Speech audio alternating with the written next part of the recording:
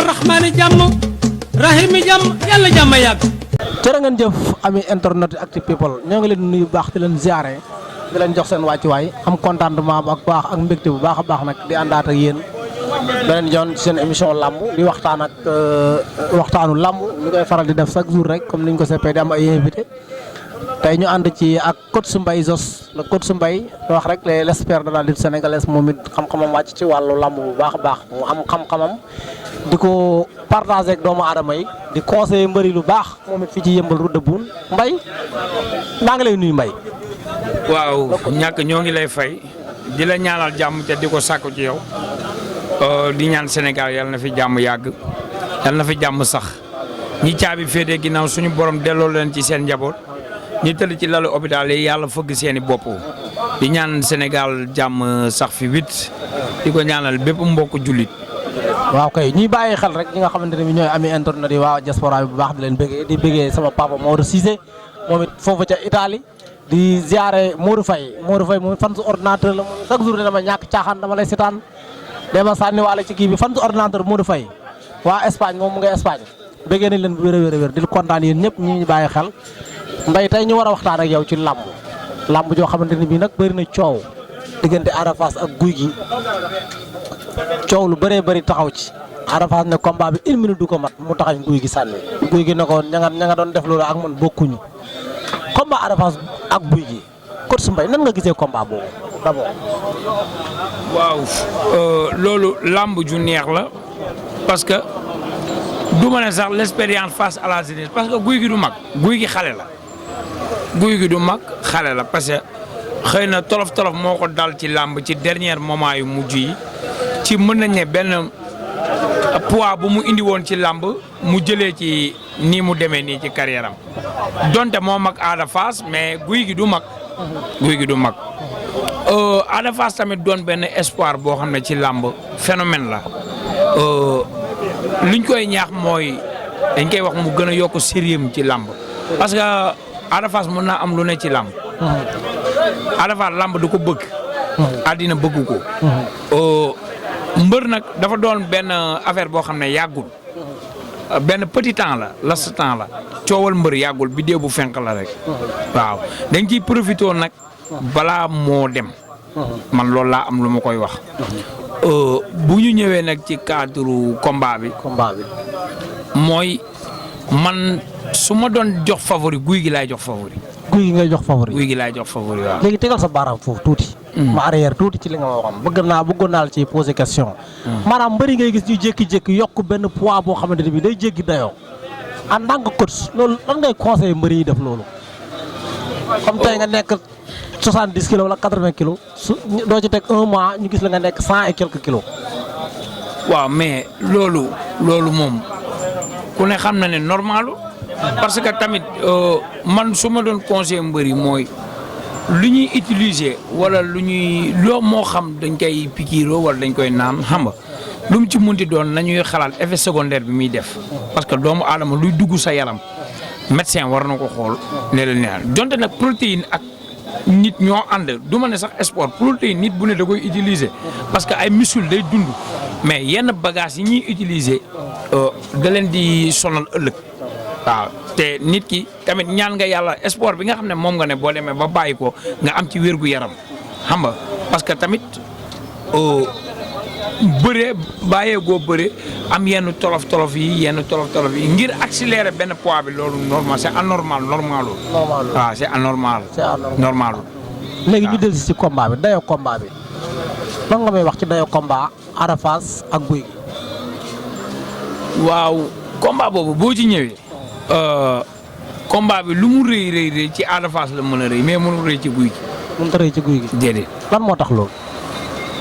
Gouye Gui bëri na bis bu ne ci làmb te mën naa ne sax bëri naag mbër yi mu bëreel ñëpp xaaj bi duñu ay moromu Ada Fass kon bis bi mënul rëy ci moom waaw. maanaam combat bi daal rëy gi ci Ada Fass lay rëy waaye rëyut ci Gouye Gui. waaw ci Ada Fass lay rëy. mais mënul rëy ci Gouye Gui. mënul rëy ci Gouye Gui. waaw parce que ku bëree ak Reug Reug bëree ak Zarko bëre ak Zos bëre ak Tafatine bëre ak Ama bëre ak Siteu di zootu la dépassé te yaakaar naa bu dee coowal làmb ci Siteu la fekk baax waaw coowal làmb daal ci Siteu la fekk baax waaw Ada Fass Zos comme li nga ma waxee léegi nga ne booy joxe favori Ada Fass guy gi man maanaam Zos Ada Fass Zos passé na guy gi nga ne booy joxe favori guy gi ngay jox favori lan moo waral ngay jox guy gi favori li tax may jox guy gi favori mooy que guy gi néew na mu bëgg làmb ñàkk ko moom guy gi mais guy gi ndaanaan la te jàmbaar la guy gi li muy affiché ak li ne ci moom bokkul guy gi day affiché comédien mais du comédien jegewu ko sax te doole bi mbër di am mu ngi ci guy gi te ba pare guy gi daa mën a bëri waaw parce que li tax ma ne la guy gi daa mën a bëre mooy guy gi loo ko def mën na koo dindi te lim la bëgg a def bu la fa àggee mu sotti kon kooku kenn daa ko koo bëri. mais guy gi ñu ngi sorte mi mujj yi na guy gi daal melatu ko maanaam guy gi ca sembi ba ak ca doole ja ku mu mosaan a jàpp bu la ronoo gaay na sembi mu yenu dóor ci suuf ak sorte mi mujj yi donte ci Siteu la mujjee am victoire sonte mi mujj yi nan nga jàngatee guy gi. waaw mais guy gi comme li nga wax rek moom xam na li nekkoon ci moom bi mu mujjee ñëw moom toog na waxal ko boppam xam na li nga xam ne moo ko doon xañ xam na ne poids bi mu jëloon baaxul li mu utiliser baaxul mais yaakaar naa comme professionnel la liggéey na ci parce que boo xoolee combat bu ci ne bu ñëwee mooy gën day may ñu waaj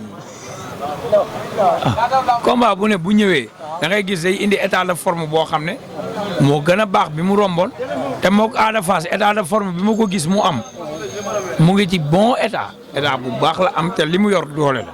Ada Fass combat mi mujj yi.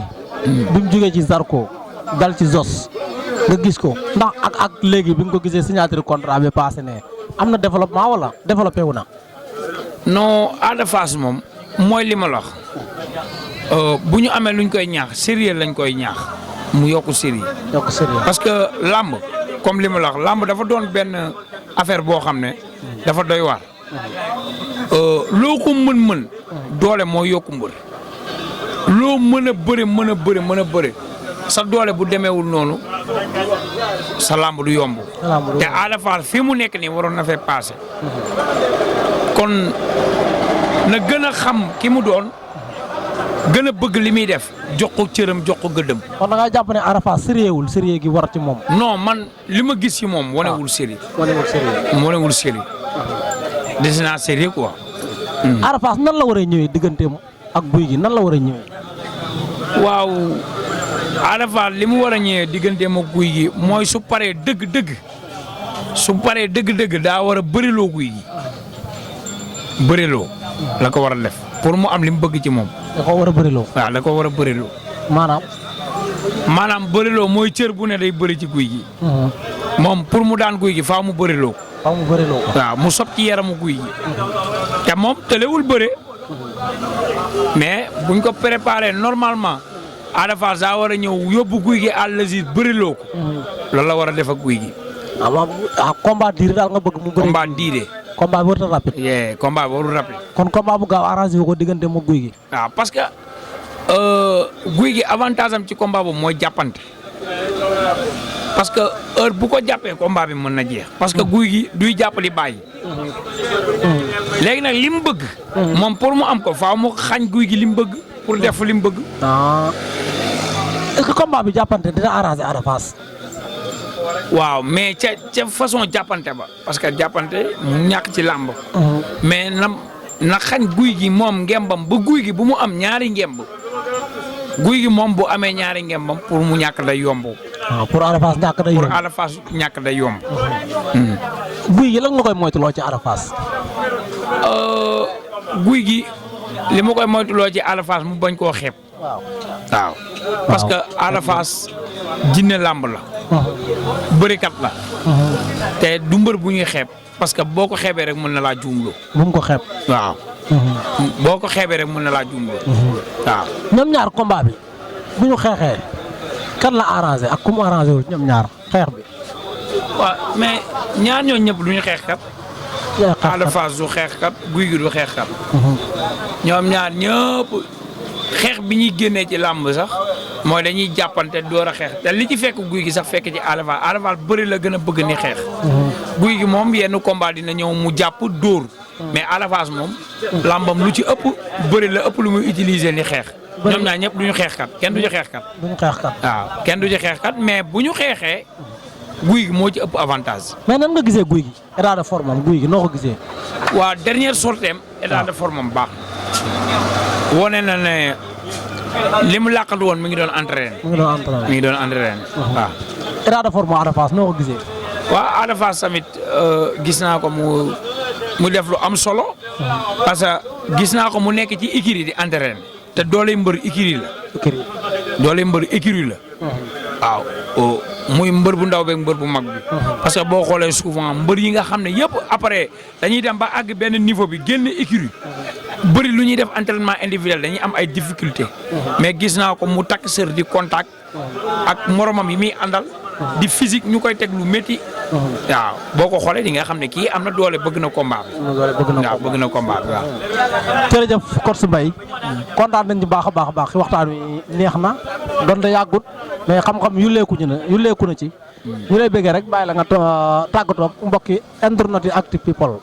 waaw comme niñ ko doon defee rek di ñaan Sénégal yàlla na fi jàmm yàgg. di ñaanal ñëpp jàmm di ko saaku ci ñëpp. ñi tëdd ci lalu hôpital yi yàlla fëgg seen bopp ñu dellu ci seen i njaboot. ñi caabi féetee ginnaaw yàlla def ci ñoom jàmm ba ñu dellu ci seen i njaboot. et puis Palestine ñu fay ñaan jàmm. di leen ko ñaanal bu baax. yàlla na leen yàlla taxawu. amiin waay waaw ñu leen koy ñaanal bu baax. amiin jërëjëf. mbokk yi internet yi ñu ngi leen di kontaane bi wér di leen jox dig daje rek beneen yoon incha allah xam naa war nañoo amaat ay waxtaan yu bëree am na ay combat yu ne suñu kanam. incha allah diggante Tapha Tine ak Balla Gaye ak Modou Lo Siteu yu bëree war nañ cee ñëwaat sekk ci waxtaan gars yi ngeen kal ko foofu rek ci Actu People la chaîne leader seen bu mag baa ngi noonu bu baax bi yokk leen abonné yi di aimer di partager.